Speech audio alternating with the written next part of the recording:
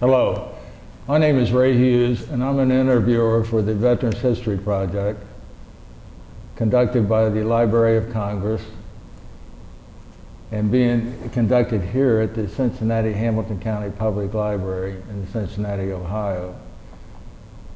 The local administrator of the program is Brian Powers, who is our cameraman today.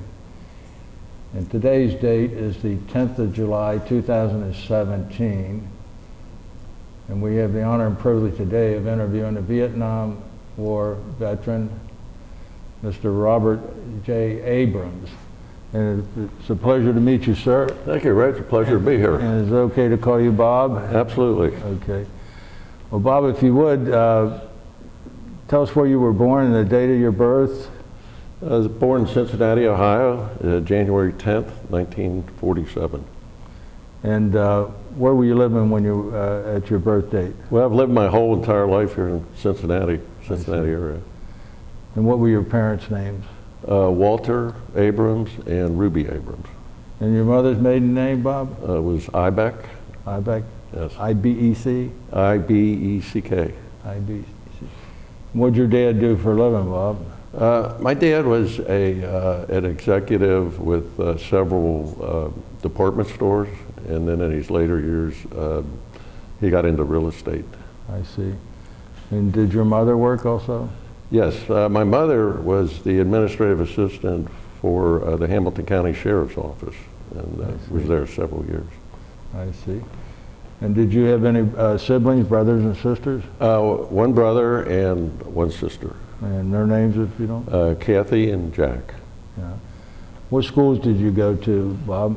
Well, for high school. Grade school. Let's start with grade school. Oh, grade school, okay. Well, St. Martin's of Tours in Cheviot. Okay. And then from there I went to LaSalle High School. By the way, they've won 3 back-to-back state championships. I'd just like to get that on the record in football. Since I was on their first football team, I had to wait a long time to see that unfold, so I was pretty happy about that. Great. Then I went to University of Cincinnati with a Bachelor of Science degree and Xavier University with a MBA. I see.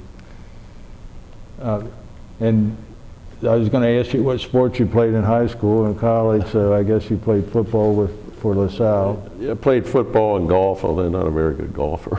I see.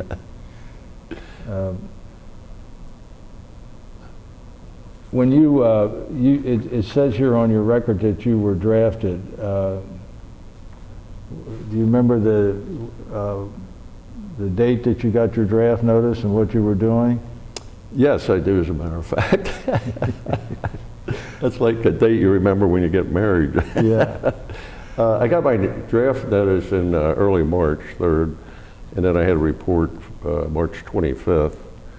And the way I got drafted, I was a junior at University of Cincinnati, and my heart wasn't quite in the academic side there for a while, so I thought I'd go to night school, and which was okay. I wasn't carrying enough hours, but I kind of wanted to get into the military, and so when I got drafted, it didn't really bother me. I knew it was on the radar, and I was actually very proud and happy to serve our country. Were you married at this time, or no, I was not married. You were single. Right. Okay. Had you met your future wife at this time? Yes, we had been going together for a long time. I see.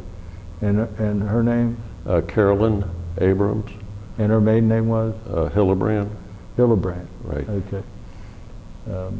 That's not the Hillebrands out of Indiana, is it? No, I thought it was, but I was mistaken. I didn't find that out to the night of our honeymoon. Then I found out I have to work the rest of my life. You have to work for a living. There's an E-N in Hillenbrand, so I missed those 2 letters. So you were drafted in March of 1968. Were there a lot of anti-draft demonstrations going on prior to your being drafted, or? No, not really. I really didn't see any around that time. When I was going to UC, they'd have a few protests. I think it was building up, but really nothing that directly bothered or affected me. I see. Most of that occurred in the summer of '68, and I think at the Right. Democratic Convention in Chicago in '68. That's right. And by that time, I was in basic training in Yeah. Fort Gordon, Georgia, Yeah. and pretty isolated from everything at that point. So when you were drafted, did you by any chance go to Fort Knox, or where was your first station for? Well, we flew in an airplane out of Cincinnati to Fort Jackson, South Carolina, basically processed into the Army there. And then from there, they sent us by bus to Fort Gordon, Georgia for basic training. And you were going to be in the United States Army Infantry, as far as you know, at that time? Well, no, at that time I didn't. From there, when I graduated from basic, we went to what they call AIT training in Fort Dix, New Jersey. And that's where I found out about an NCO school that they had formed. And that was specifically designed for infantry squad leaders, as they were running short of them in Vietnam. And I was pretty gung-ho, so I signed up for NCO school. Mm-hmm. Otherwise, I would have wound up in Germany. So by going to NCO school, we knew we were going to Vietnam, but that was down in Fort Benning, Georgia. And I have to tell you, I really enjoyed that training down there. It was pretty spectacular training. And the thing that was neat about NCO school, it was a 21-week program, but when we came out, we were Sergeant E5s. So it was a very quick way to get rank. And had exceptional training. E5 is a staff sergeant? That would be called a buck sergeant. Or buck sergeant, okay. And then the E6 is a staff sergeant, yes. E5 is the old buck sergeant. Yeah, the old buck three-stripe, sergeant, yeah, right. Yeah. Tell us about your training there, what you went through Fort there. Benning training was exceptional. We were trained in how to call in airstrikes, artillery, mortars, a lot of squad leader training, a lot of outdoor overnight maneuvers, survival training, trained with the Rangers, Army Rangers down there for 3 days. So we got a sampling of everything, including most of your basic weapons in the infantry, the M60, M16, even some of the heavier duty stuff like the 81 millimeter mortar. Mm-hmm. So the training was very good, and I was glad I had it when I got to Vietnam. And survival training also? Yes, we had survival training. That was kind of interesting. They threw us out in some forsaken place for 3 days. In Georgia? In Georgia. The idea was to live off the land and then avoid people trying to capture you. I got tipped off right away that we needed to stuff candy bars in our pants to get through this thing. And about the second day, a sergeant appeared out of nowhere, and he had a live chicken, and he said, "I brought your dinner tonight." And I said to him, "What am I supposed to do with that chicken?" He said, "Break its neck, pluck its feathers, and boil it in water." And I was with another guy, and we each looked at each other and said, "We're not going to do that." So we let the chicken go. got out of their candy bar. So we got through survival training, okay. That was kind of interesting. I bet, yeah. And how long did you say that was? The total NCO program was 21 weeks. It was 12 weeks at Fort Benning, and then another 9 weeks at in my case, Fort Polk, Louisiana, where we trained AIT personnel coming. And what does AIT mean? Advanced infantry training. Mm-hmm. And that's usually what you go through after basic training. So we were more like drill instructors and trainers, and that was all part of that NCO program before we went to Vietnam. I did that at Fort Polk, Louisiana. And by the way, Fort Polk is probably the most miserable place in the world. It's built on a swamp. The joke down there was that guys were saying, "I think I'll volunteer to go to Vietnam so I can get out of Fort Polk." So yeah. While you're going through your training, did you have anybody who had already served in Vietnam training you? Yeah, I'm glad you brought that up. The instructors that we had were all Vietnam combat veterans, and that was just absolutely incredible. And really helped us when we did get to Vietnam because of their experience. What did they tell you about Vietnam? The first thing they told us was, it's not going to be like your training. There's a lot of things you're going to learn here, but when you get over there, one of the things I always remembered, they said, you know, operate on your gut feelings and your intuition, and don't be afraid to call in as much artillery or air as possible. And he said, if you can, you know, when you make contact with the enemy, don't feel like you got to be John Wayne. If you can blow them up with air artillery or mortars, do that. And always protect your men. Try to get your men back home. So we got some very good advice there. And what were you specifically trained in at Fort Polk? The NCO program was specifically to train infantry squad leaders. And I found out years later after reading the history over there, infantry squad leader in Vietnam is one of the most dangerous jobs over there. And they get you into the action pretty quick. But at that time they were running short of people, of trained people, and that was one of the reasons they started this NCO school, so they could get some people with a little experience over there. Mm-hmm.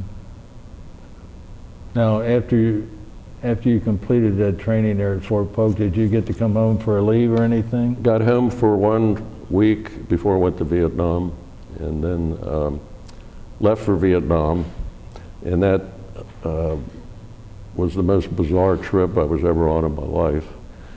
I pictured going to Vietnam in C-130 aircraft, landing, getting shot at, rolling on the ground. But then what we did, we flew out of Fort Lewis, Washington, on TWA Airlines with stewardess, chartered airline, landed in Hawaii for a little layover. They said, take your time, go get a drink, you know, have some fun. We're going to leave in a couple hours. Then we got to Guam, and I thought, well, this is getting a little more interesting. Still on TWA? Yeah, still on TWA. And then we flew into Cam Bay on TWA, and the pilot said, we hope you enjoyed the trip and look forward to your return. Thank you for flying TWA. By that time, I thought I was in an alternate universe because we had just landed in Vietnam. And then when I got off the plane, somebody came up to me and he said, Sergeant, we don't have your orders yet, so why don't you go over to the NCO club and have a steak, couple drinks, and probably take a couple days. And I thought, really, this may not turn out too bad after all. Right. But then what happened, I was assigned to the 1st Air Cav, and the 1st Air Cav in Vietnam, along with the 101st Airborne, are the ones that developed the combat air assaults with the helicopters. And so each day got a little worse and a little worse, and then I got assigned to my unit, and they said, well, we're going out to Quan Loy or Rocket City. And I said, naively, why do they call that Rocket City? The guy said, don't worry, when you get there, you'll find out. So we get to Quan Loy, and we're getting incoming all night. I mean, they're just pounding us, and we're in these sand bunkers. I'm going like, this is probably not going to work out real well. And then from that point, I thought it was bad as you could get. And then they said, well, we're going to take you out to your unit now. And they had a helicopter and flew me out by myself to this infantry unit. Nobody else with you? Yeah. And they said, unfortunately, that unit had got decimated a couple days ago, so there's not many. So now I'm really concerned. So I had a 45, an M16, a grenades, anything I could get on me on that. And then when we got to the unit, I met the captain, and naively said, where's my squad? And he says, we don't have squads, we don't have platoons. He said, I got 30 guys left out of the whole company. So he said, you take that group and I'll take this group. So that was my introduction into my unit. What unit was that, Bob? That was 1st of the 9th, 1st Air Cav. By first, you mean the 1st Air Division? 1st Squadron, 9th Cavalry. 1st Squadron, 9th Cavalry. Right, Okay. right. And then the first night, we were dug in on a perimeter in a... Where was this at? This was about, the best I can tell, I'll convert it to miles because I don't think anybody relates to clicks anymore, but I think we were probably 25 miles northwest of Quan Loy in the Central Highlands, which was called 2 Corps Right. back then. So we were dug in, and we set out trip flares around the perimeter of Claymore Mines. Explain dug in for us. Well, dug in, they had foxholes that were, I'll say, around 4 feet, maybe a little deeper. Mm-hmm. So you could stand and had a sandbag, and you had pretty good protection. Those particular ones were, and I don't know where they came from because I wasn't there when they dug those out. Most of the time we were on the ground or very shallow areas. That particular perimeter, I remember that we had pretty good cover. So And then you had barbed wire in front of that? well, we'd set up Claymore Mines, and then it's like a thin, almost like a thin fishing wire. You can't see it. We stretched that out. And then we also had trip flares the same way. So if they tripped the wire, the idea, what you really want them to do is trip the trip flare into Claymore. But in this case, when night settled, we had 4 VC right in front of us. And I was in a bunker with a machine gunner, and I had an M16, the other guy had an M16. And so we just opened up, the whole perimeter opened up. And I just remember them going down like we were at a shooting gallery or something. I mean, they just all went down. And then, fortunately, to my knowledge, that was the only 4 that came at us. And then they called in Cobra gunships and artillery and pounded that area, most of the night. So that was my first introduction to Vietnam. That was your first night to... First night in the field. And I said, this probably isn't going to work out very well. So then the next day we went out and, I don't like to talk about it too much, we went out and did body recovery, picked up some guys and they put them in those body bags, took them out. And then for about 3 months we were doing combat air assaults on Hueys. And the first air assault I went to, the Huey helicopters were lined up on a pad. And I'll never forget, I looked at the first one and it had a cartoon picture of Snoopy on it. And then on the rotor section toward the tail, which is canvas, it was all shot up with bullet holes. And it didn't even look to me like these things could fly, much less. So what we did, we had, like in my, they called them sorties. So on my helicopter, I had 7 guys. We had 6 infantry guys and my radio guy. And the radio guy sat with his back to the pilot.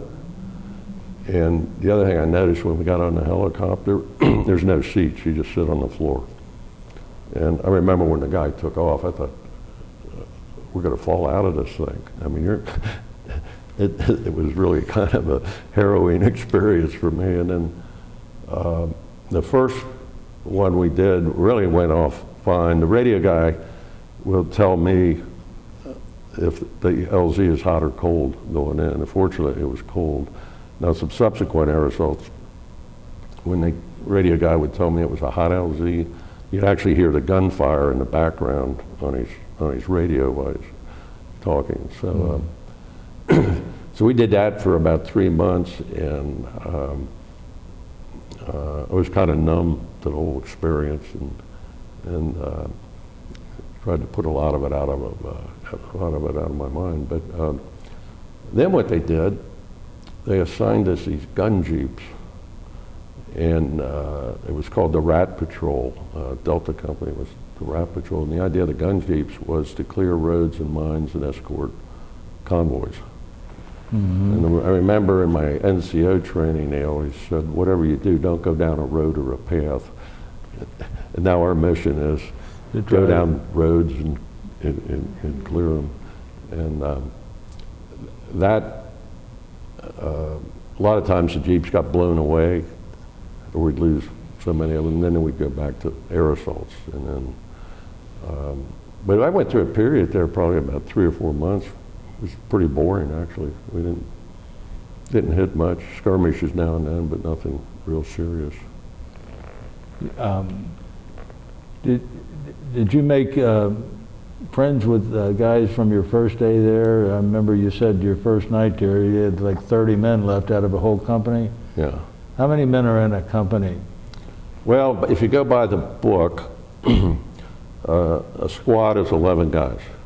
4 squads is a platoon, is 44, and 4 platoons make up a company. That's if you go textbook. That's 160 some odd people. That never happened in my experience in Vietnam. The other thing I found out with the first Air Cav, they miniaturized everything because of the helicopters and the air assaults, because you couldn't carry that many people. So the most I ever saw in a company when I was there, the Delta company, was 60 guys.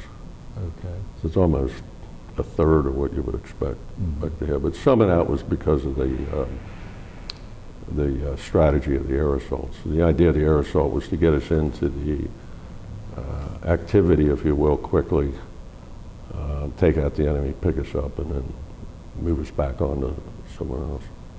On these air assaults, did they land or did you jump off the helicopter? Both. A lot of times we landed. It wasn't atypical for them to hover a few feet while we jumped off. I think the first couple months, the most I remember was, which I didn't really care for, was going maybe 5 or 6 feet, which is still a pretty good jump with equipment. Yeah. But most of the time they either landed or they got pretty close to the ground. And then of course, the key on those landings is, depending what's going on, if the helicopter's tipping a certain way, you want to go out the opposite door. Otherwise, you're going to get your head cut off from the blade if you go out the wrong. I never saw that happen, but our training was pretty explicit about which way to go out. And a lot of times we just landed the chopper and just got off. So it just depends. And then the helicopters, as soon as you guys exited the helicopters, they took off and went. Yeah, they back. want to get out of there fast. They want to drop you in and out because they're big targets. Yeah, they're major targets. Yeah. When you were serving there, did you have any guys that you met with on your first night and they served with you throughout your whole year tour? The guys I was with the first 3 months, unfortunately, either we lost them in combat or they rotated out. Later, I did stay with guys for many months. So we formed pretty close relationships and bonds during that period. But we never went over as a unit. We went over as replacements. Yeah. So people were always rotating. Would you want to mention any of their names as a token of? Well, the one story I'd like to talk about, because it's the reason I'm sitting here, is one day when we had the gun jeeps, we had about 60 of us, and for some reason, I don't know, you get gut feelings over when we pulled out on that mission. A lot of us felt we were going to get hit, and so we loaded up extra ammo on the gun jeeps. And at that time, I had an M79 grenade launcher, so I threw a couple hundred rounds on the jeep. Well, once we got into the mission, about an hour and a half to the mission, I looked at my watch and it said 12 noon, because I was thinking maybe we're going to eat or do something, take a break. And I just looked at my watch and we got ambushed.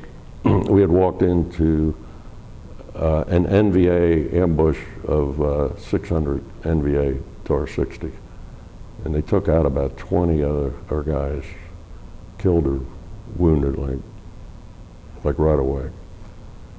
So when we got hit, I remember you want to clear the Jeep as fast as you can, so we cleared the Jeep, dove into a ditch, and this medic landed on top of me.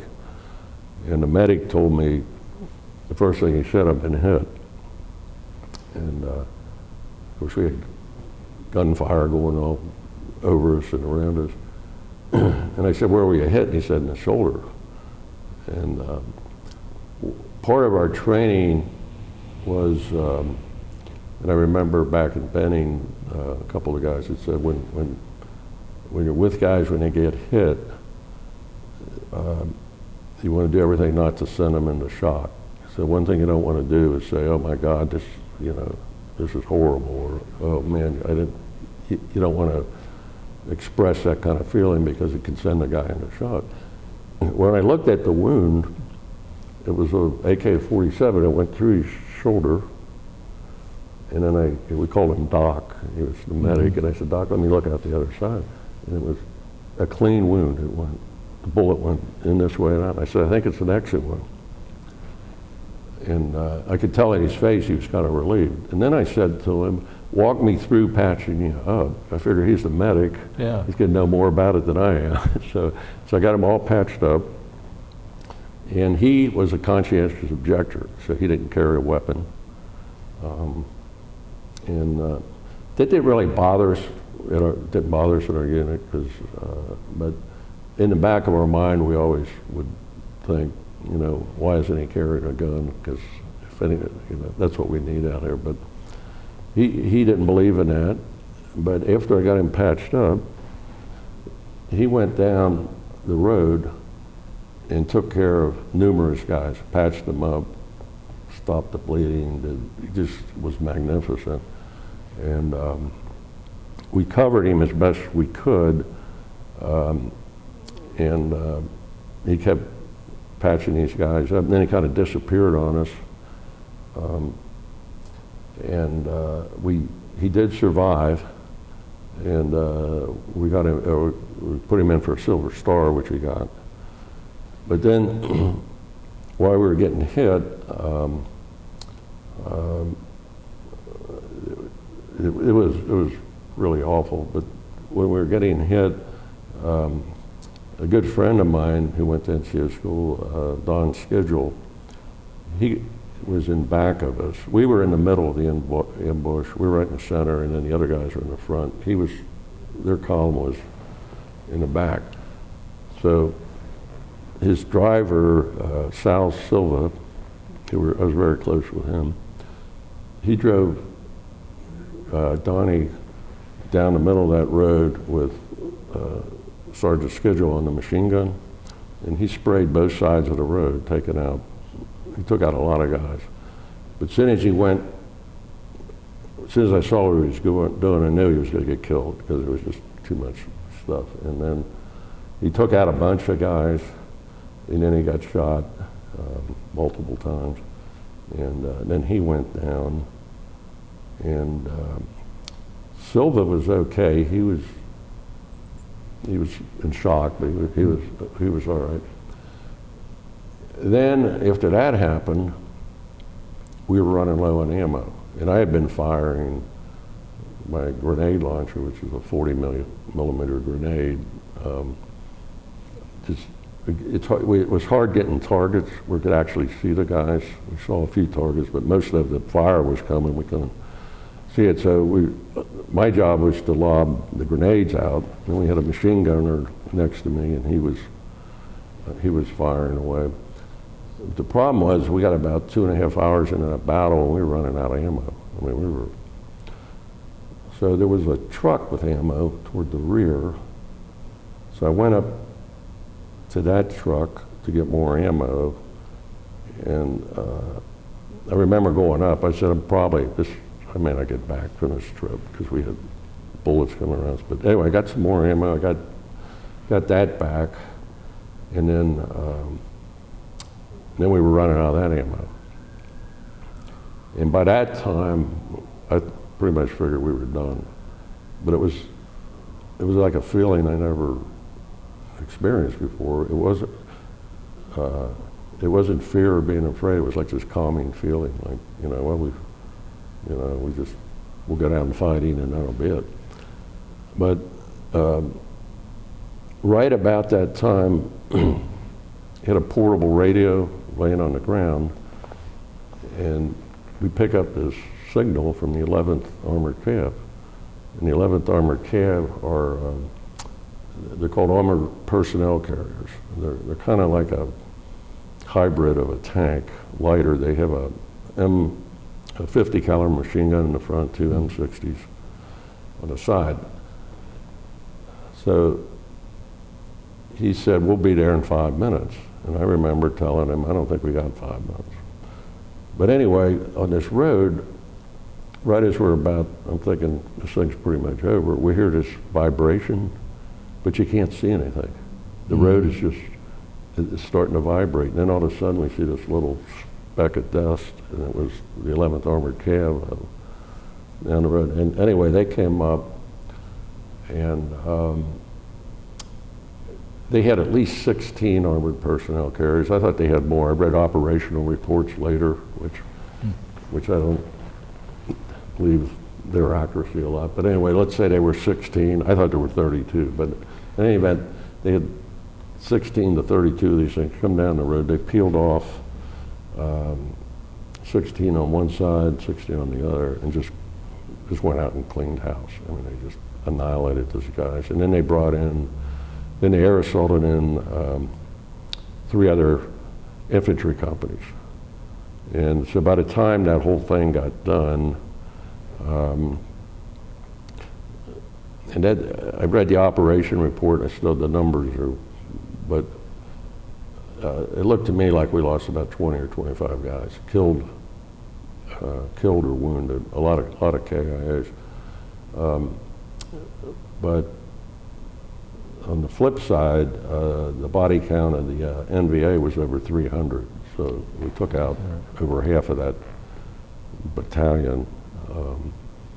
And Don Schedule, who I credit saving our lives, we nominated him for the Medal of Honor, which he did receive. And unfortunately, of course, he received that posthumously. But and his driver, Sal Silva, got the Silver Star. I stayed in touch with Sal, and he died a few years ago of Lou Gehrig's disease. I'm still in contact with his wife, who's just, she's wonderful. She does a lot of things for veterans, and a lot of support. And what was the medic's name? The medic's name I don't remember, because we just called him Doc, and he had not even been with us that long. I don't think he had been with us 3 or 4 weeks when that all went down. I see. Yeah. And what was that area that you were in at that time? It was an area out of Song Bay, which was toward northwest of Saigon, toward the Cambodian border. Okay. And we were operating out of that fire base that we got hit. I did make contact with our company's CEO, actually pretty recently, about a year ago. And he sent me all the operational reports about that battle, the maps, the entire thing. So it was kind of. Did it have a particular name or nomenclature that it went by in your report? As far as the battle was concerned, yeah. No. It was just, I think it was relating it back to miles was probably, what was the date? I guess 8 or 10 miles out of Song Bay. You remember the date of that roughly? September 14th, 1969. September 14th. I'll never forget that date. Yeah. But if it wasn't for Sergeant Schedule and some of those other guys, we wouldn't be having this interview. Right. So I think about those guys a lot. And where was he from? Sergeant Schedule was from Maine, and they dedicated a bridge up there to him. Okay. And then at Fort Knox, I understand they have an area that based on Fort Knox, Kentucky, because he went through there. That's Sergeant Schedule Hall, so remember down there as well. During your tour there in Vietnam, did you have occasion to call in airstrikes? Yes. I have one of my favorite stories. Oh, okay. They had a patrol out, and I had 8 or 9 guys. We were by a road, and there was 2 snipers taking pot shots at us in a wood line. So we were down in a ditch, and I told my radio guy, I said, I'm going to call an airstrike. And he says, you can't call an airstrike on 2 snipers. I said, oh yeah. I said, give me the horn. So I got on the horn, requested the airstrike, and I got it. Because the priority was airstrikes, Cobra gunships, 155 artillery, 81 millimeter mortars. Now the Air Cav, my experience was we had unbelievable support. I mean, we had terrific, we had an umbrella over us all the time. So the next thing I know, I see this little observation Air Force plane, single engine plane. It didn't look like it could like get off the ground. Like an L-19 or something, like a Piper Cub? Yeah, or something? yeah, Okay. single engine, yeah. It just putt-putting along, and the guy, I don't know, he's like 500 feet above me. And he says, let me know when you want me to drop the smoke. So I had him drop the smoke out in front. He pulls open the window. He drops it out. I'm going, this is the most bizarre thing I've ever seen. He putts away, and the next thing I know, I got 2 F-4 Phantoms up there. And the way the communication worked, I talked to the observation plane, they talked to the pilots, but we had an open line for both of us. So once I had the smoke out there, all I had to do was shoot an azimuth and give them the distance where the snipers were. So the next thing I know, these 2 F-4 Phantoms come in, I'm going to say from, at that time, I think they came in from the east. And when they come in, they're about that big in the sky. And those guys came in a treetop level, and when they dropped when the first guy dropped his bomb, he's going to blow himself up, because that's how close they are to the tree. He lets that bomb go. The only mistake I made on that airstrike, he usually say, what are you dropping? I forgot they asked him that. Wasn't on my radar. Well, they're dropping napalm. This guy, he dropped this napalm, and then they come in dead silent. You don't hear them. So I don't think the snipers knew what was going on. You don't hear him until they kick the afterburner on, he pulls away. Then this other guy comes in and he drops another napalm. They circle back around, they drop 2 more, and then the pilot says, by the way, we've got 2 500-pound bombs left, we're flying, we don't want to take them back. So we said, repeat that strike, so they dropped 2 500-pound bombs. And I don't know what the last thoughts of those 2 snipers were, but it was probably, this wasn't a good idea picking on us. We took out a lot of real estate that way. I mean, and it looked like the bottom of a barbecue pit. I mean, there was nothing left of that tree line. How far away was it? They were about 350 meters. Okay, yeah. And they weren't very good shots. I mean, they were just, I hate to say it was annoying, but we weren't going to stick our head up either. Yeah. But yeah, that was it. Now the other airstrike I called in, we didn't have the luxury, we had to call it in quicker than that, and we didn't have the observation plane, so we just gave them the grid coordinates on the map. And that's the biggest thing in Vietnam is you become obsessed where you're at on the map. Because when you call that stuff in, if you're wrong, I mean, you could conceivably blow yourself up. So you got to be pretty careful about where you're at. Where did you call in that second airstrike at?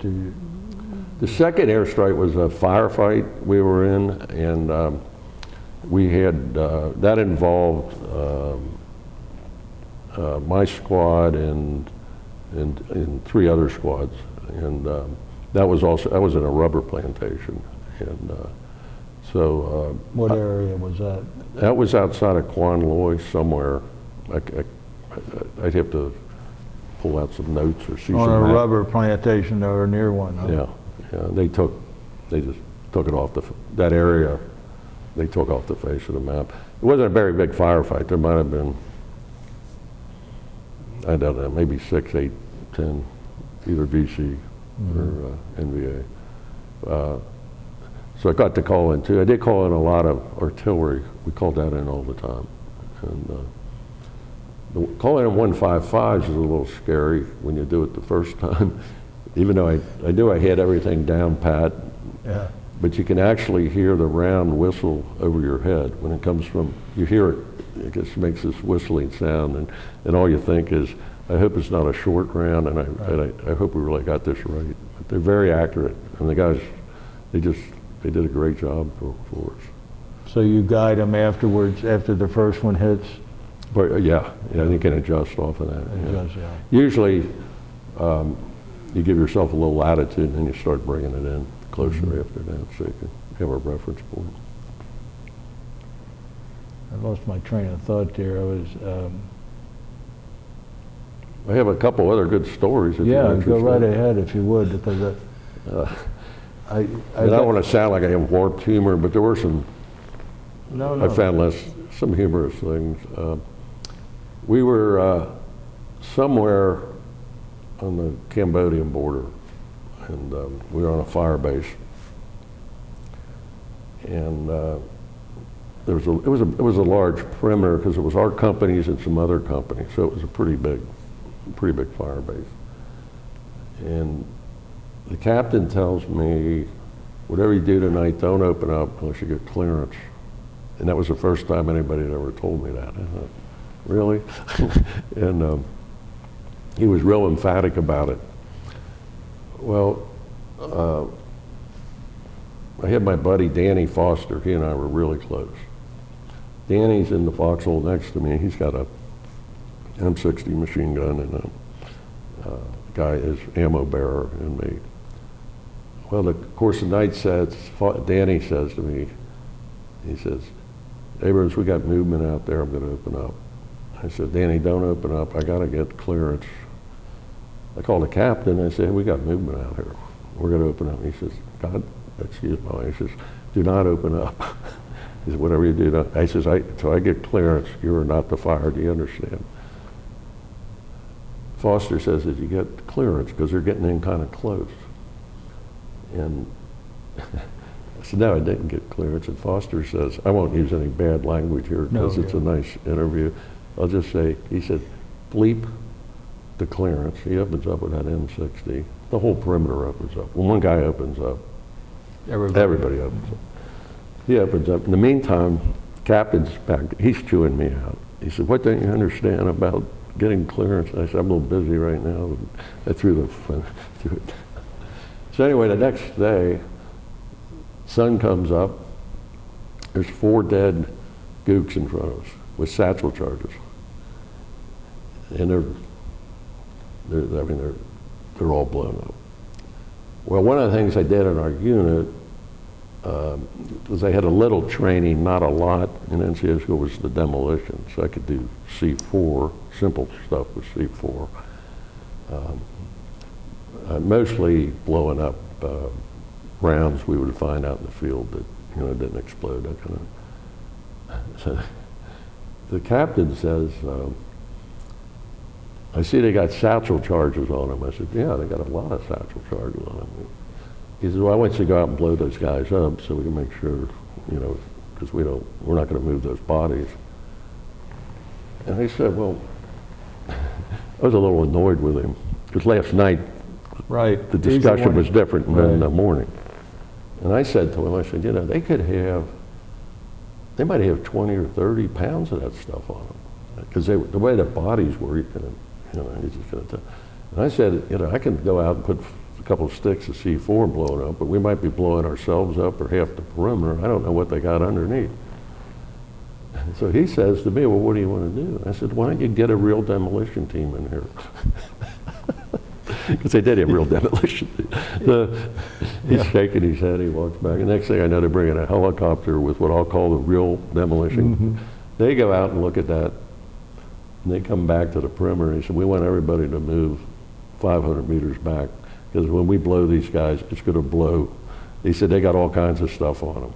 So we went back, and when they blew them, I mean, it shook the ground all around us and all the way back. Well, thank God for Danny Foster. Yeah, Danny boy. He was a good old boy from South Carolina. Did a lot of hunting and. What is this business about authorization? Clearance? Is that what you said? That's funny you bring that up. That's the only night I ever dealt with that. I don't know. Our unit, we weren't restricted, so I don't know what the deal was that night. But whatever reason, we had to get clearance that night. Now, who were you going to get clearance from? Well, I get it from the captain. He gets it from above, and he probably gets it from some guy sitting in an air-conditioned trailer back in Saigon. So you can see, after a while, once you become an infantry guy, you kind of get to a point. You're going to operate on that gut feeling, like they told us about it in Fort Benning. So it all worked out. And rightfully. Actually, he wrote us up for some commendation or medal, and he probably gave himself a nice one too while he was doing it. Yeah. So, for being smart enough to tell you to go ahead. So that was good. The other story was kind of interesting. When I first got there, we were working with the mountain yards in the Central Highlands. Mountain yards, those are the most primitive people I've ever seen. I mean, and I've only been there probably less than a month or maybe 6 weeks. Well, the mountain yards were real friendly with us, and they hated the VC, they hated the NVA. And so they gave us a lot of intelligence. And one night, I had my squad, or a group of guys, I don't know, 8 or 9 guys. And the chief says to me, I won't bore you with how do you try to communicate with mountain yards, because I don't speak English. They don't speak English, and I don't speak their language. But anyway, the long and the short of it was, they were going to have us there for a dinner. And so we get back to the village, and they're cooking out a Burmese python snake. And it was probably, I'm going to say 20 feet long. Might have been longer than that. It was the longest snake I ever saw. And they're cooking it out on these coals. And in the middle of it was this big lump. So I'm talking to the chief, and, what is the lump? He goes, dog. So my guys are kind of whispering in my ear, tell this chief and the rest of that crowd. I can't quote all the language. Right. It wasn't very nice. And so now I'm in between my guys who aren't going to eat the snake with the dog in it, which was fine with me, and trying to explain to this chief why we can't stay for dinner. So I had my radio guy. I said, we're going to fake a call. You're going to run up to me like something happened and we got to get. So he fakes the call, we leave. Well, what I didn't know till years later, when he invited us in for that meal, that cooking out the snake with swallowed the dog, that was a gourmet meal. That would have been equivalent to being invited to go to Jeff Ruby's or Morton's or Ruth's Chris Steakhouse. This was top of the line. So they really rolled out there. And you missed it. Yeah, we missed it, but yeah.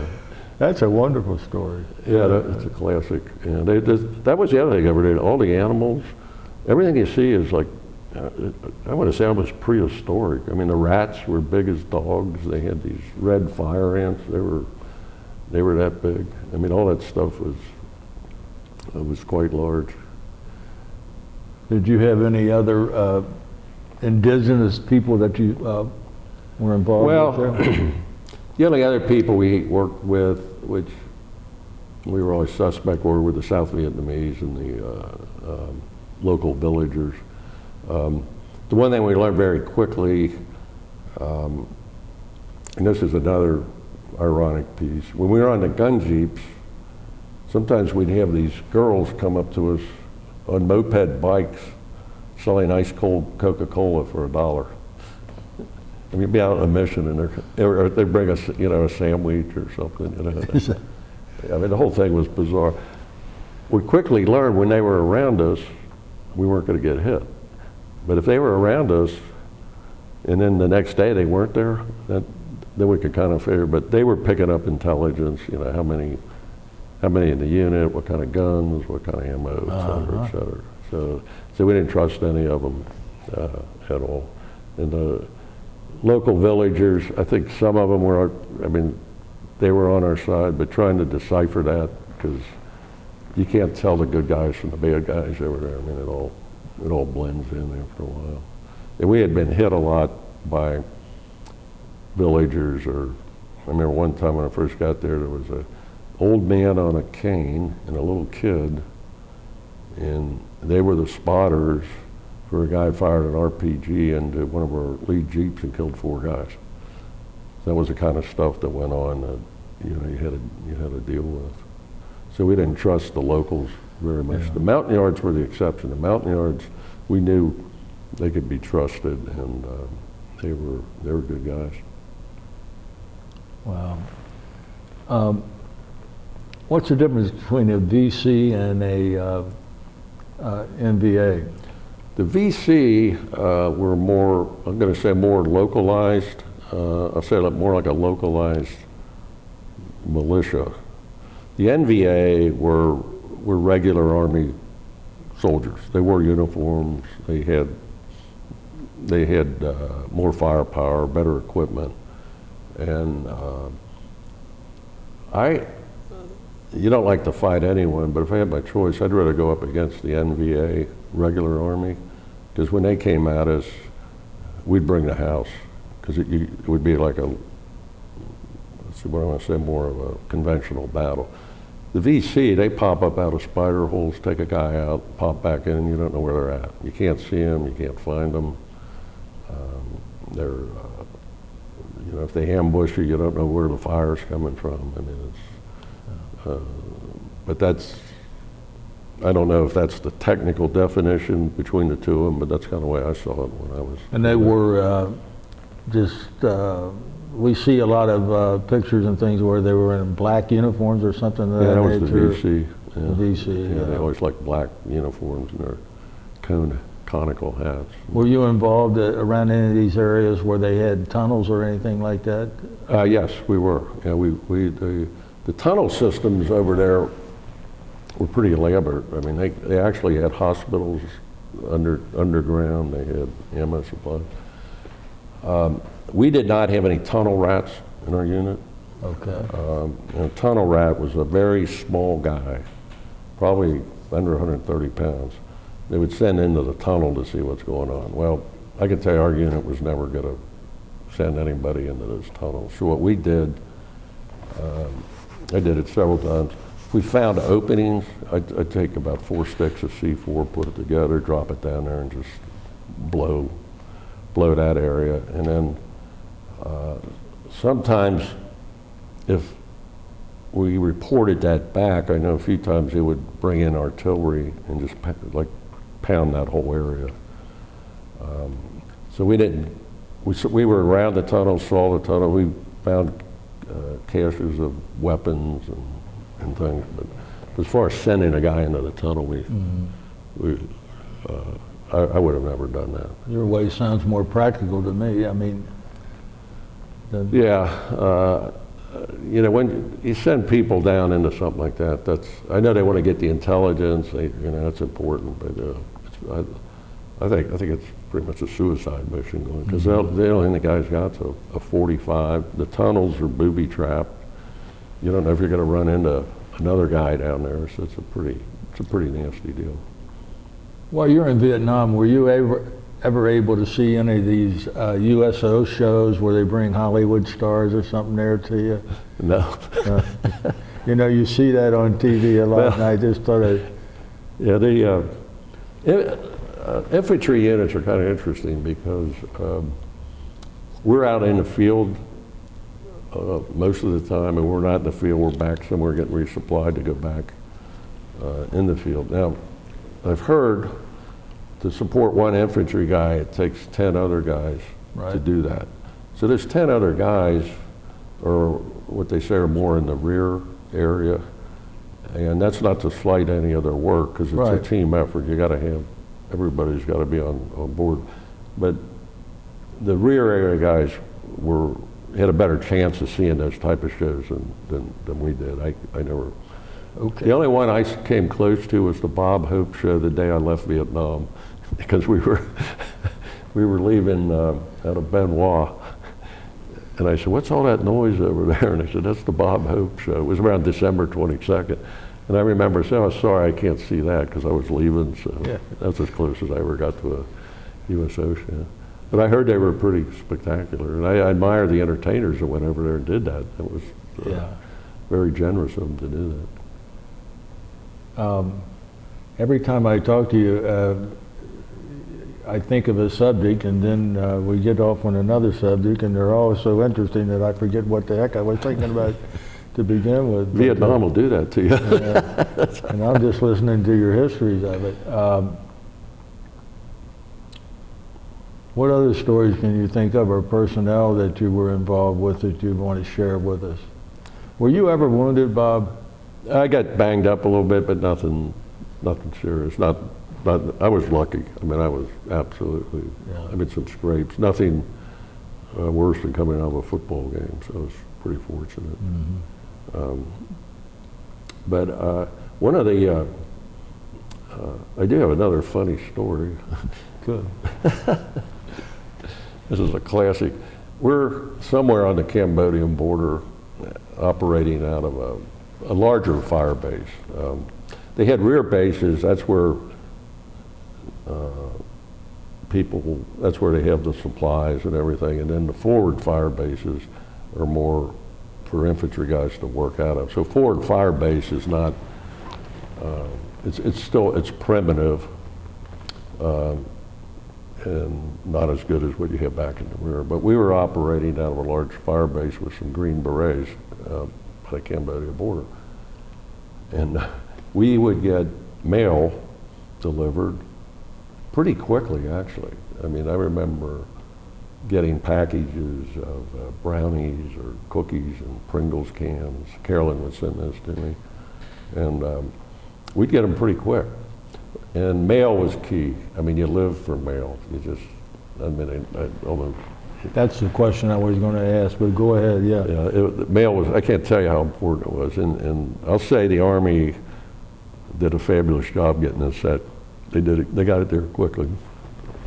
Well, a guy in my unit named Jersey,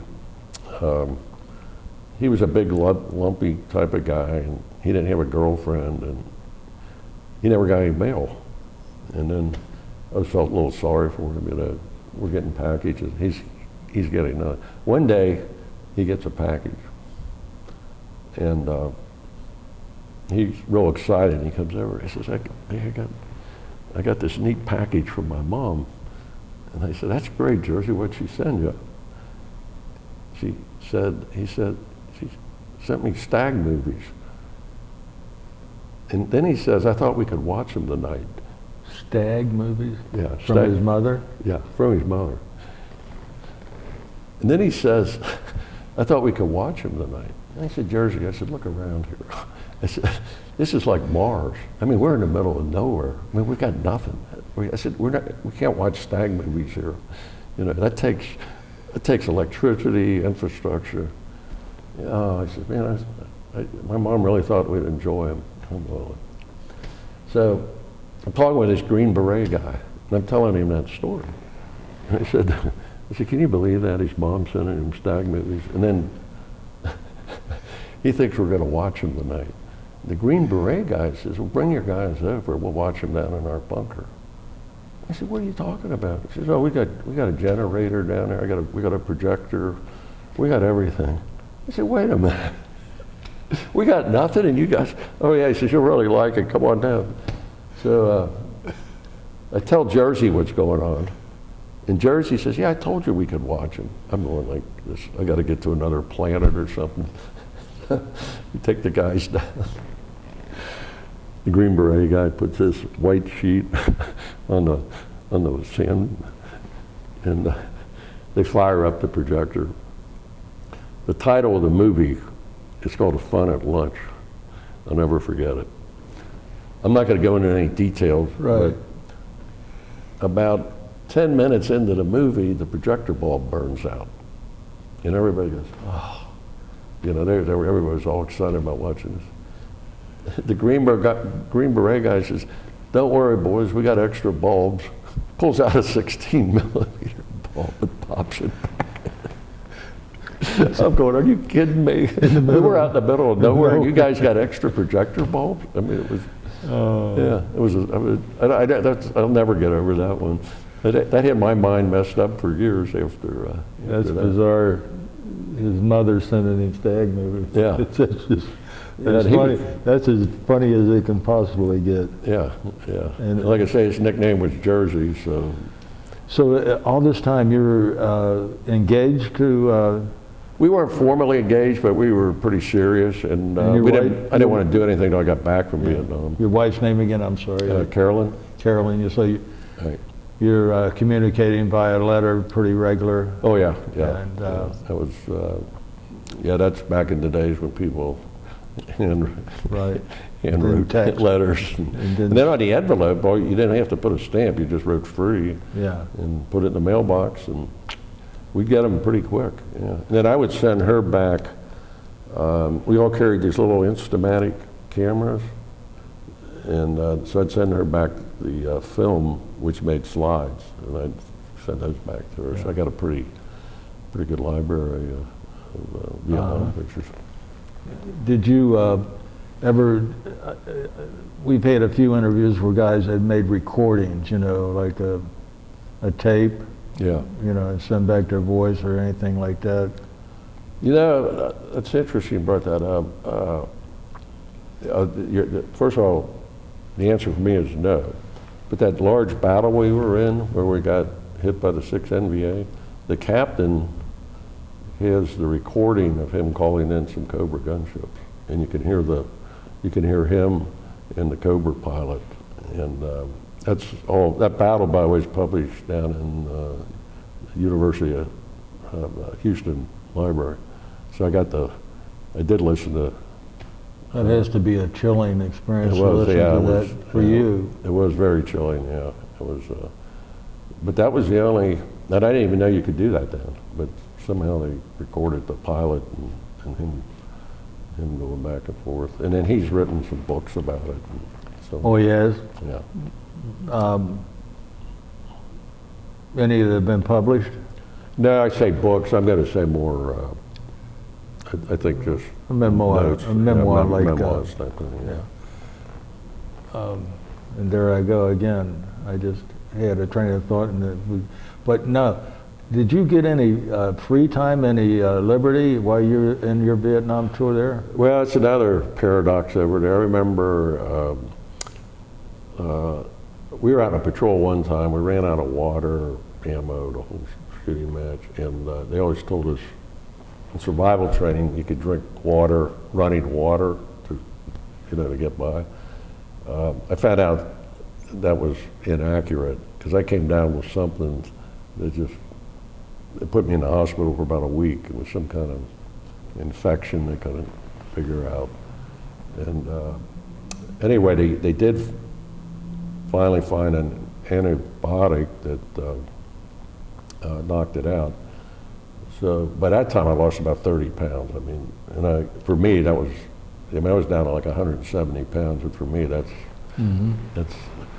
so I go back to the unit, and the sergeant major, this is how I get greeted. He says, "Abrams, you look like hell."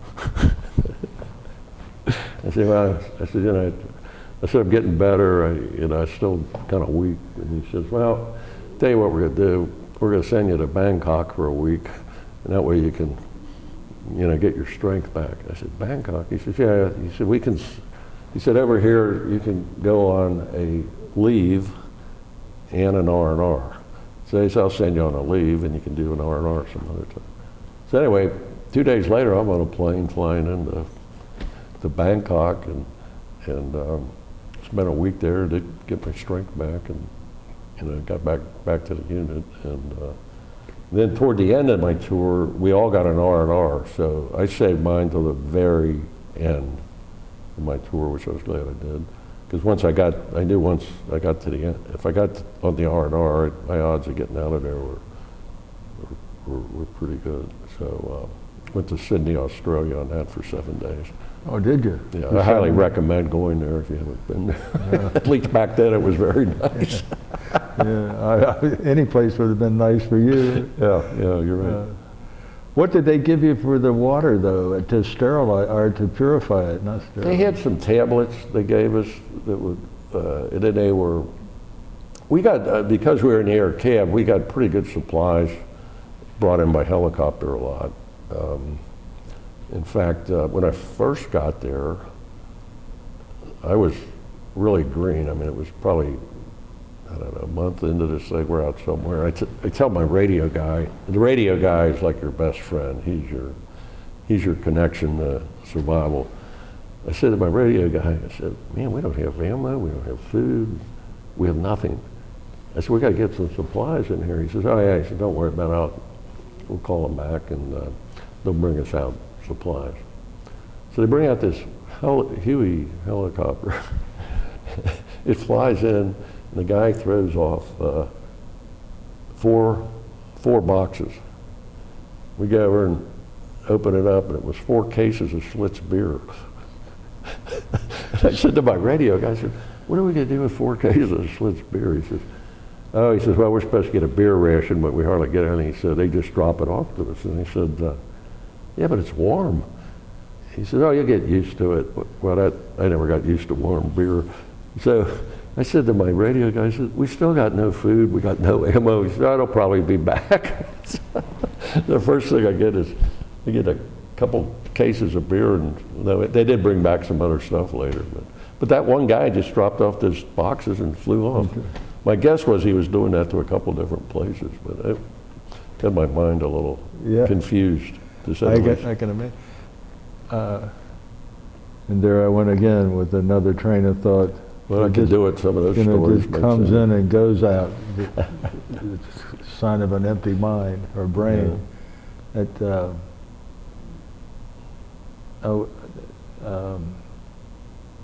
So when did you and Caroline get serious, so to speak? When I got back from Vietnam, that was December 21st, 1969. And where'd you land on your way back?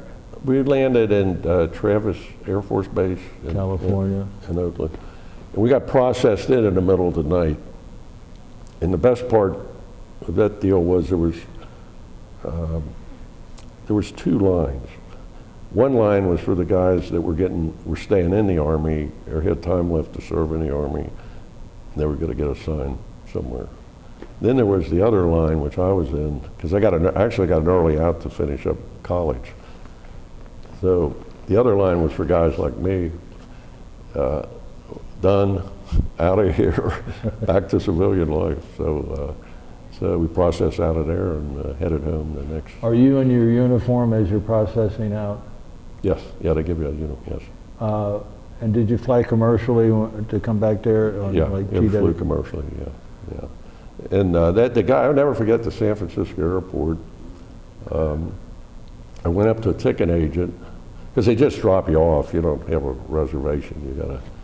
And I was talking to this guy, I said, when's the next flight to Cincinnati? And I forget when it was, a couple hours or something. And I said, I really want to make sure I get out of here, so I was going to pay whatever the full fare was. And he says, no, you don't have to do that. And he says, and I was arguing with him. I said, I really want to be on that flight. I want to be standby and not get out. He says, trust me, you'll get out and it'll only be half fare or whatever it was. I never forgot that. I just thought that was kind of a neat thing for a guy to do. Did you encounter any problems because you were in your uniform at the airport or on your way home? Well, that's an interesting. I did when I got to the airport. We was in uniform, and they had some kind of protest, hippie guys, and came up to me and said something, and I had something in my hand. I took it down. I was going to go take the guy out because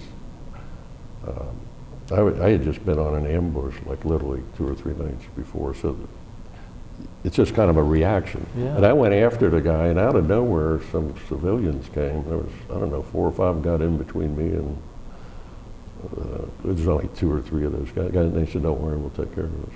So I think by that time, at least somebody had thought through not letting these guys harass us too much. But outside of that, it was... Yeah. What rank are you when you came home? Well, a sergeant. I was Sergeant E5. Now they wanted me to, oh, that's another little story. Yeah. When I'm leaving Vietnam, they want me to stay, they want me to re-up. Right. And I'm in this little office.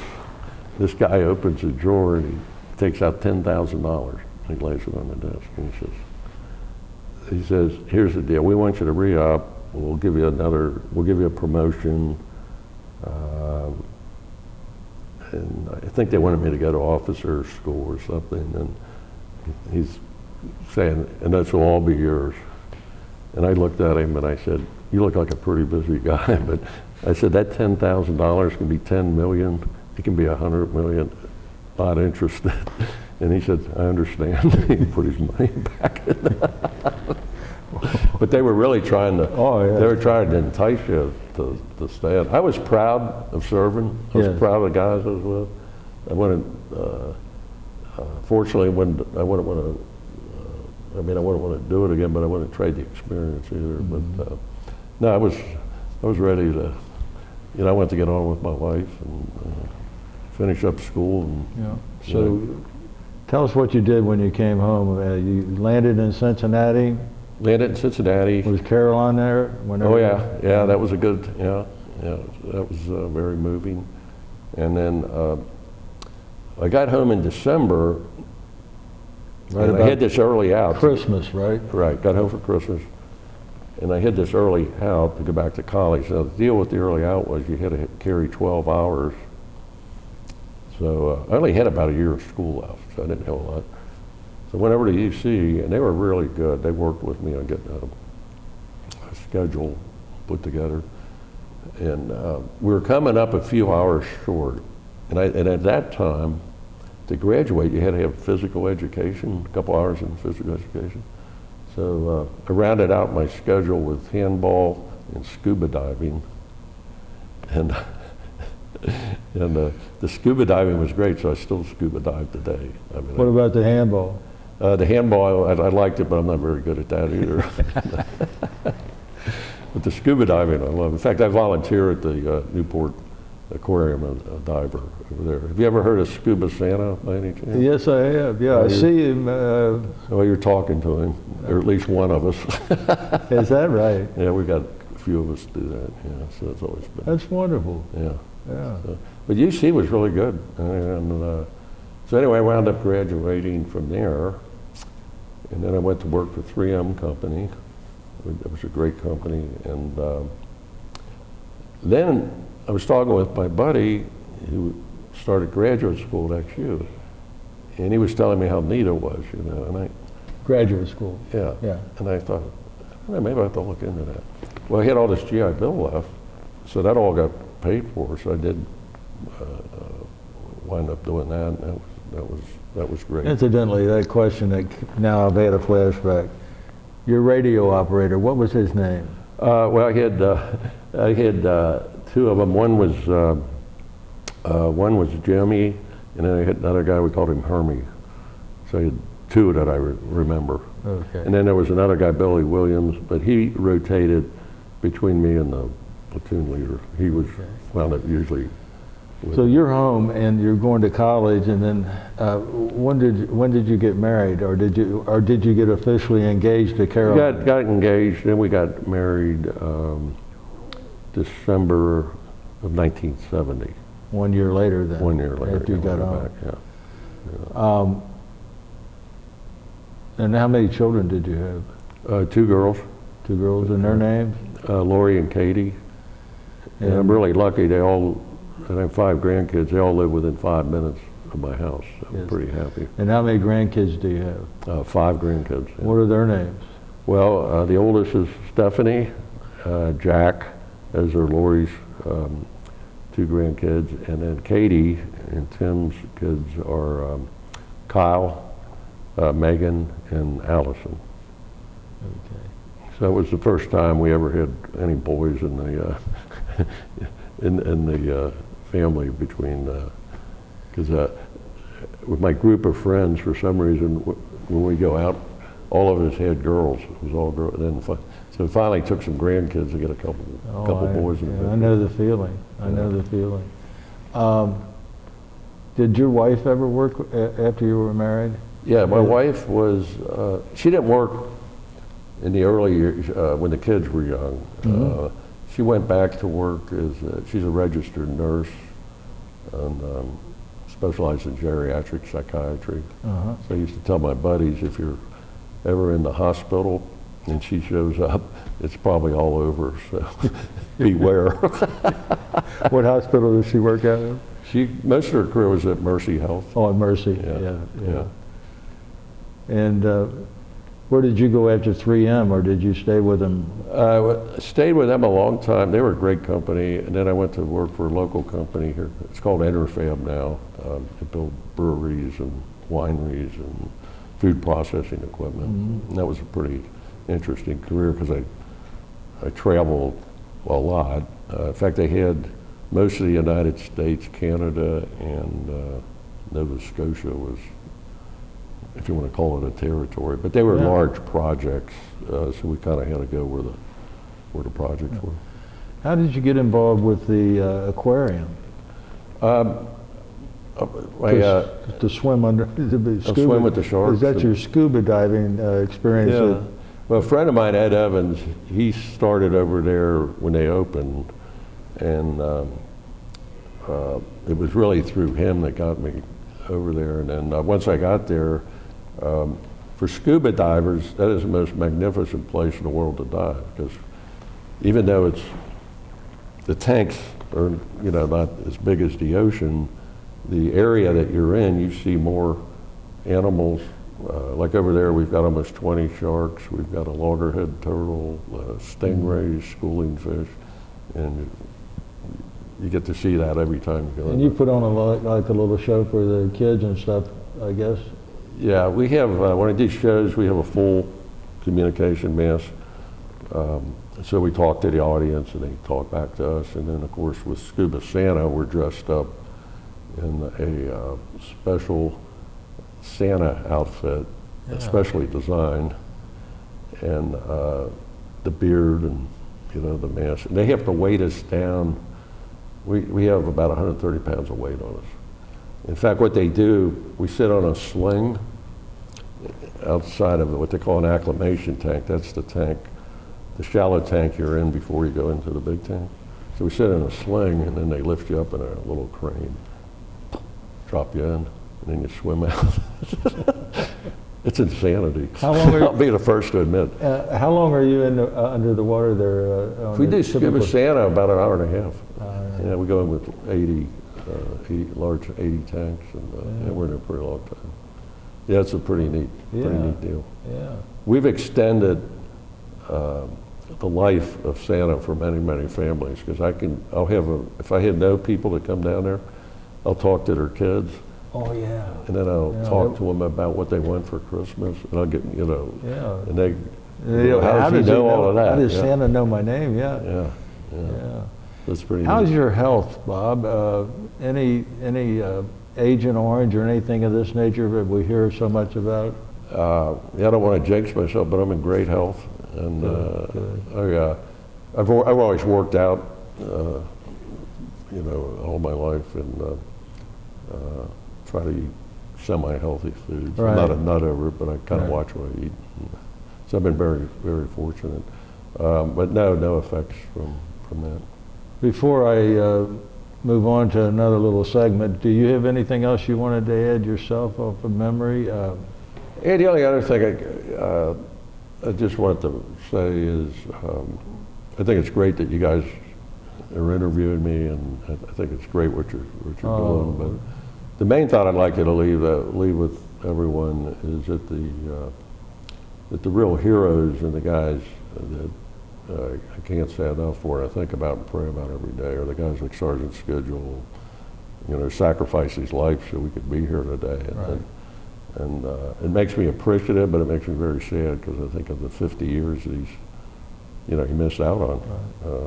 Wife, kids, grandkids, I think. So those are the real heroes. Those are the guys that I really want to see remembered. That's the unfortunate part of all of these things that you were involved in, is the loss of life to sustain and keep us That's exactly in right. our way of life here in this country. Yeah. It's a tremendous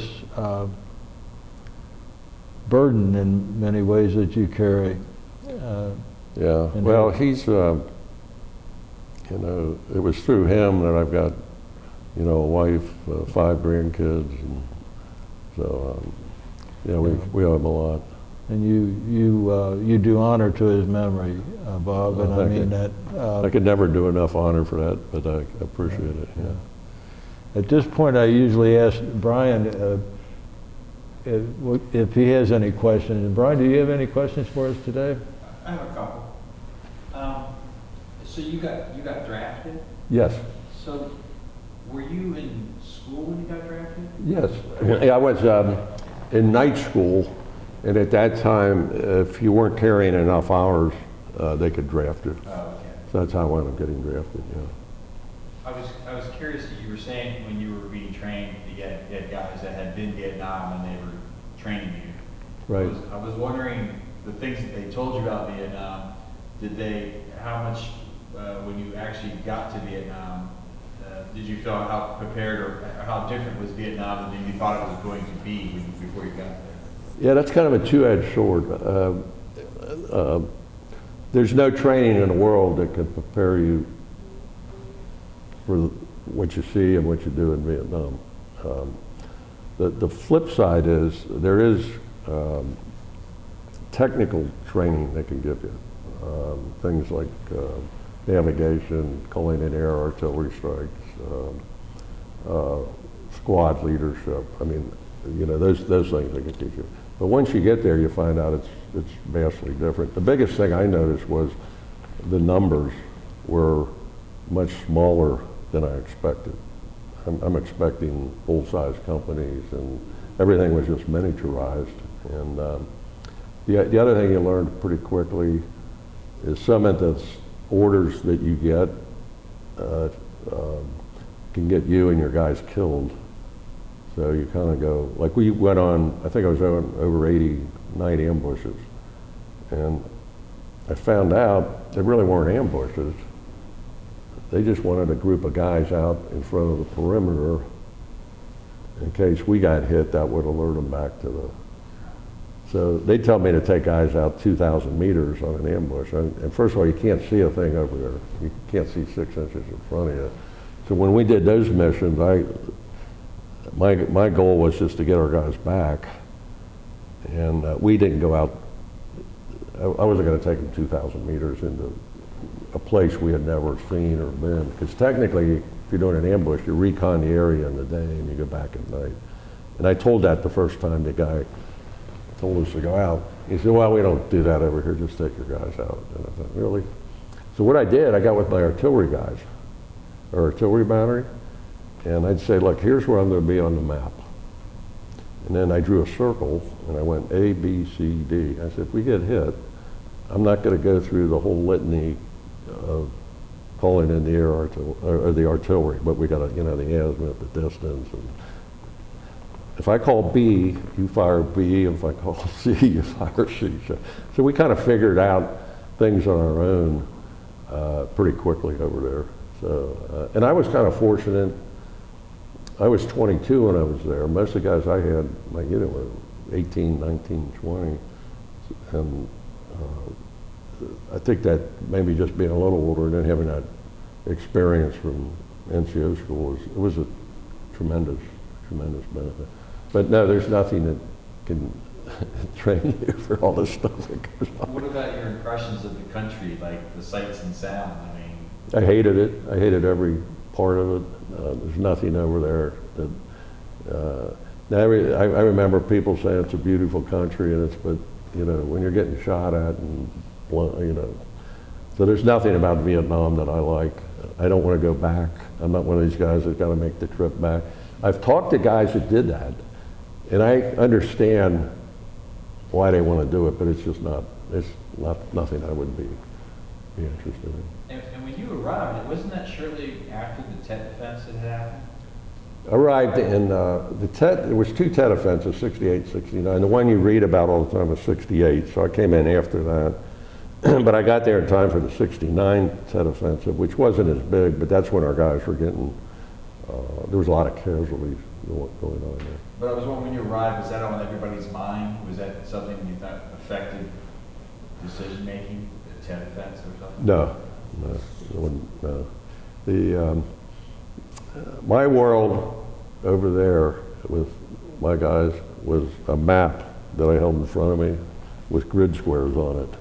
And whatever the mission was, whatever the job was, wherever I could get artillery or air, whatever, that was my world. The rest of it was Did you cross rivers and things like that?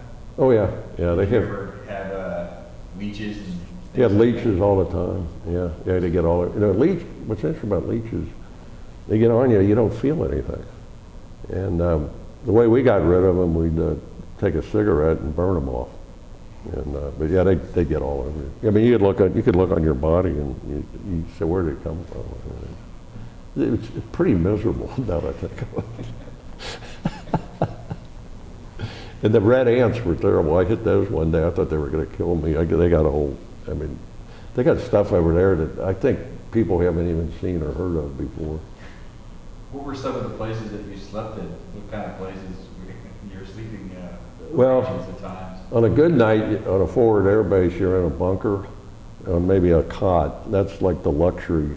Most of the time, we're out in the field, we're just laying on the ground. I remember a couple of ambushes I went on.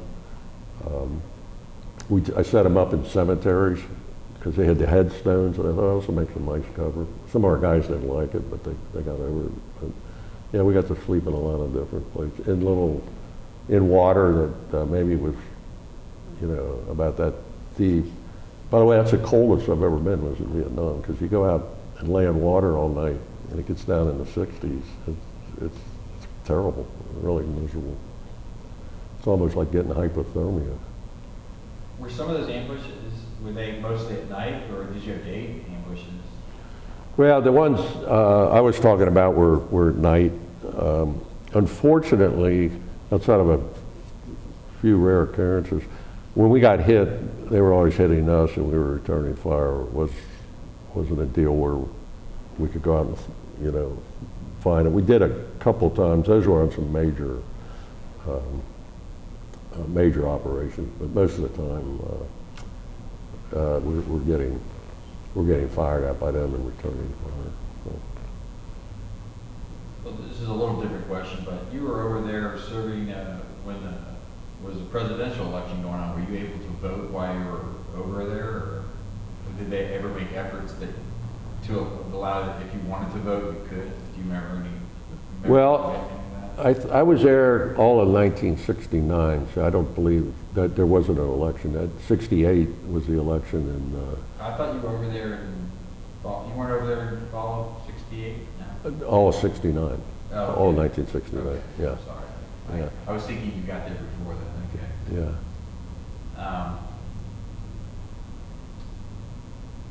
When you go back to the U.S., I mean, did you? A lot of Vietnam veterans we talked to, I mean, they kind of kept quiet about being in Vietnam. Was that something you were doing when you came back to the U.S.? Or? Yeah, absolutely. When I got back, I'm a guy that puts negative stuff behind me. And I was fortunate when I came back because I was finishing college, I was going to get married, some nice job opportunities. So my mind was set just to move forward.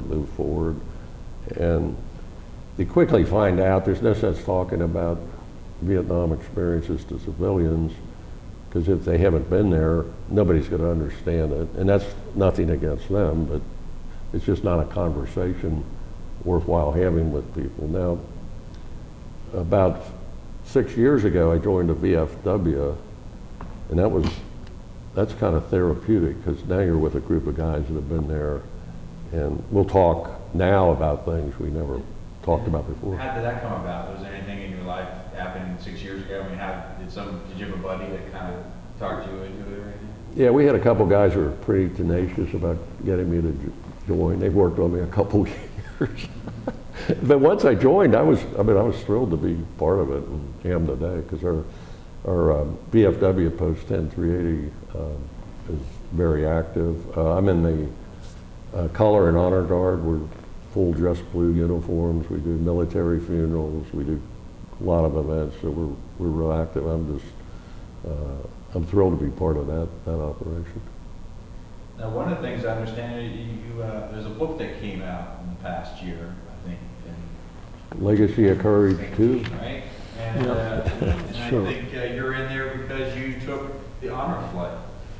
Can you talk a little bit about your experience in honor flight? If you hold that up, Bob.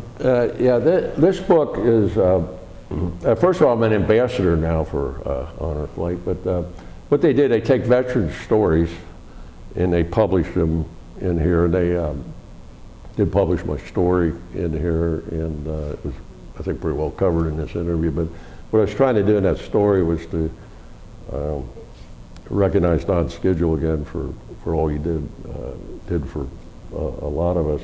But the honor flight is one of the neatest things I've ever belonged to. I went as a guardian last fall with a World War II veteran, and you get at the airport at 6, and you're on a plane flying to Washington, D.C. They have this honor flight tri-state is the most organized group of people I've ever seen in my life. In fact, I told them, if you guys ever decide to go into business, I'm going to buy stock in your company, because they got it down to an absolute T.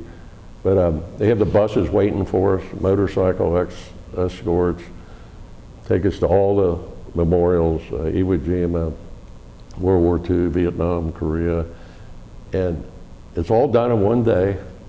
And you would think you're going to be rushed, and never felt that way at all. Everything was just nicely done, never felt rushed. And then you come back at night, and they have 500 or 600 people greeting the veterans coming back. So I can't say enough about honor flight. But my buddy, it was funny, my buddy Ed Burke, who you've interviewed, he and I get to do book signings together. So we go out and sign books. Is that how you were approached through Ed Burke to be part of that book project? I think Ed was, no, we were actually approached separately, but then I saw Ed was in it, and Ed and I know each other real well, and then we've had a lot of fun with it, so yeah.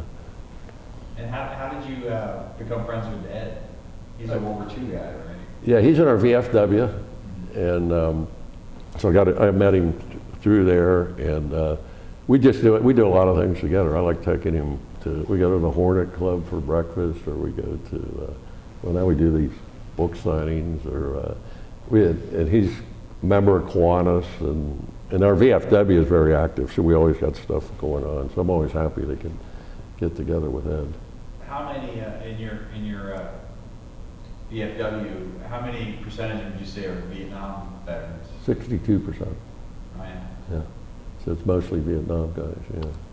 And that's one of the things that's, of course, changing with VFW organizations, because unfortunately the World War II guys and Korean guys are just, they're getting up in age. Right. And, so there's not as many left. But does it see that Vietnam veterans are more willing to talk? I mean, traditionally it seemed like they didn't want to talk much. Do you think that's changing, or what is your? Well, I know in the VFW, like we have a dinner group. We go out once a week, and that group's pretty special. And we've got a couple of guys who were in infantry over there. So I've had people ask me, of any medal that you got, what do you like the best? And I always tell them the combat infantry badge, because that's a brotherhood. Right. And anybody that has that, you feel like connected. Other medals you get in the service, they mean more to me now than they did over in Vietnam. But the other medals are nice, but I always felt medals are, a lot of them, in my case, I thought I got because I was just doing my job and not anything. But that combat infantry badge, that's a little special. That's the one I like the most. Well, great. That's all my questions. Okay, well, we appreciate the, being able to do this. Yeah. Thank you, it's been great. Well, at this time, it's my pleasure to say to you, I really appreciate the opportunity for this interview, and I want to personally thank you for your service to our country. And I want to thank you too, because I know you served and we appreciate it. Thank you.